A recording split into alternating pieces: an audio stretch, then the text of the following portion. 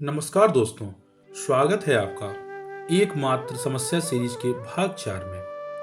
किसी ने ठीक ही कहा है, तेरा तुझको अर्पण क्या लागे मेरा, देने वाले ईश्वर हैं तो व्यर्थ की चिंता क्यों करना।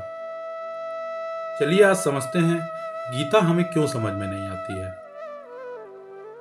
हम एक पागल आदमी से सलाह लेने नहीं जाते हैं, क्योंकि पागल व्यक्ति जो भी सलाह देगा वह सलाह हमारे दिमाग को और भी भ्रमित कर देगा।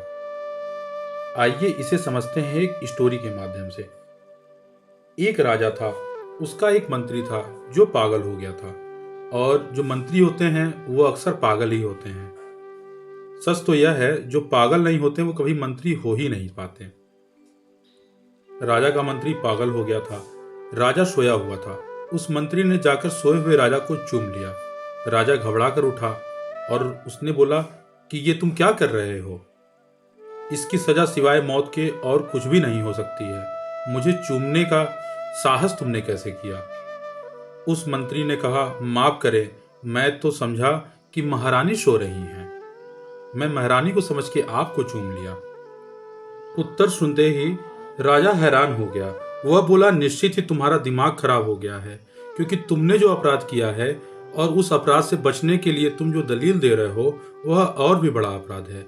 करीब करीब ऐसे ही जीवन की समस्या को सुलझाने के लिए हम जो करते हैं वह और भी बड़ी समस्या खड़ी कर देता है। हमारे मन उलझे हुए हैं। उलझे हुए मन को लेकर हम क्या हल निकाल पाएंगे। लेकिन हम बड़े अजीब लोग हैं। इस उलझे हुए मन को लेकर गीता पढ़ते हैं, गीता पर टीका भी करते हैं, कुरान पढ़ते हैं, कुरान पर भाष्य लिखते हैं, उपनिषद पढ़ते हैं। हम जब गीता और उपनिषद पढ़ते हैं तब जो मन जान पाते हैं वह गीता और उपनिषद नहीं है। हमारे उलझे हुए मन गीता और उपनिषद को और भी उलझा देते हैं, और तब हमारा उलझाव बढ़ता ही चला जाता है और फैलता ही चला जाता है। उसमें कोई और छोर मिलना कठिन हो जाता है। इसलिए पहली और बुनियादी बात पूछनी जरूरी है, इस मन का प्रॉब्लम क्या है, इस मन की समस्या क्या है।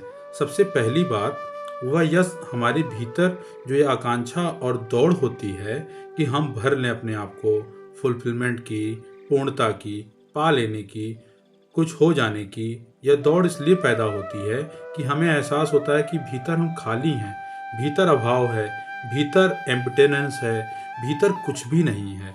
भीतर मालूम होता है ना कुछ है, भीतर मालूम होता है शून्य है। यह शून्य को भरने के लिए हम दौड़ते हैं और लगातार दौड़ते ही रह जाते हैं। लेकिन क्या आपको पता है, जो शून्य भीतर है उसे बाहर की कितनी भी सामग्री से भरना असंभव है, क्योंकि शून्य है भीतर और हमारे साम्राज्य होंगे बाहर। साम्राज्य बढ़ते चले जाएंगे, शून्य अपनी जगह बना रहेगा। इसलिए तो सिकंदर खाली हाथ मर गया। नहीं तो सिकंदर के हाथ में तो बहुत बड़ा साम्राज्य था, बहुत धन दौलत थी। शायद ही किसी आदमी के पास इतना धन बड़ा साम्राज्य रहा हो, इतनी धन दौलत रही हो।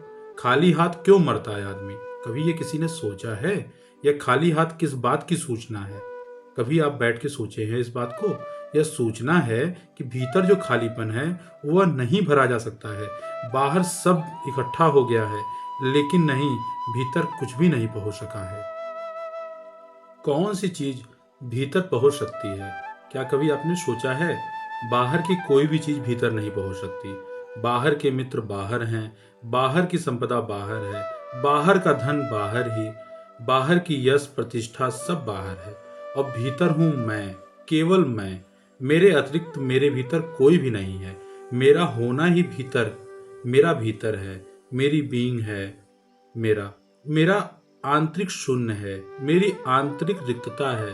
भीतर मैं हूँ खाली, बाहर मैं दौड़ता हूँ कि भर लूँ, खुद को इतना भर लूँ, लेकिन अंदर से मैं खाली हूँ।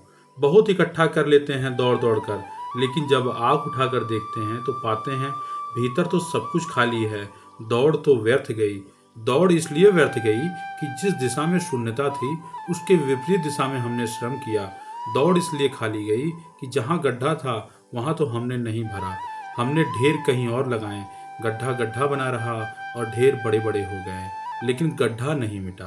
भीतर है गड्ढा, भीतर एक खाई है, एक बहुत बड़ा खंदक है। भीतर देखें एकदम खाली है, कुछ भी तो नहीं है वहाँ। ना वहाँ आपका मकान है, ना आपका धन है, ना आपकी दौलत है। हो सकता है कि बाहर एक के पास बड़ा मकान हो, दूसरे के पास कुछ भी ना हो। वो रोड पे खड़ा मिले, लेकिन भीतर दोनों एक समान हैं, खाली हैं, भीतर कोई फर्क नहीं है। भिखारी और सम्राट में भीतर का खालीपन बराबर एक सा है, क्योंकि ईश्वर हमें एक सा बनाए हैं। भीतर हम सब भिखमंगे हैं। इसीलिए तो कहा गया है कि तेरा तुझको अर्पण क्या लागे मेरा, देने वाले तो ईश्वर हैं।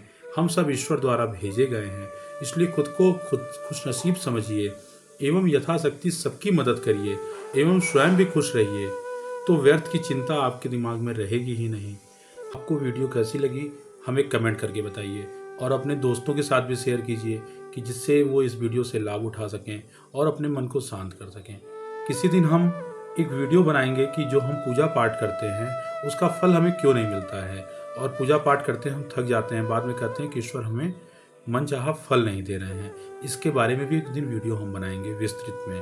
आपको वीडियो कैसी लगी हमें कमेंट करके अवश्य बताएं, और जो लोग अभी तक सब्सक्राइब नहीं किए हों वो चैनल को सब्सक्राइब कर लें। प्यार से बोलें हर हर महादेव।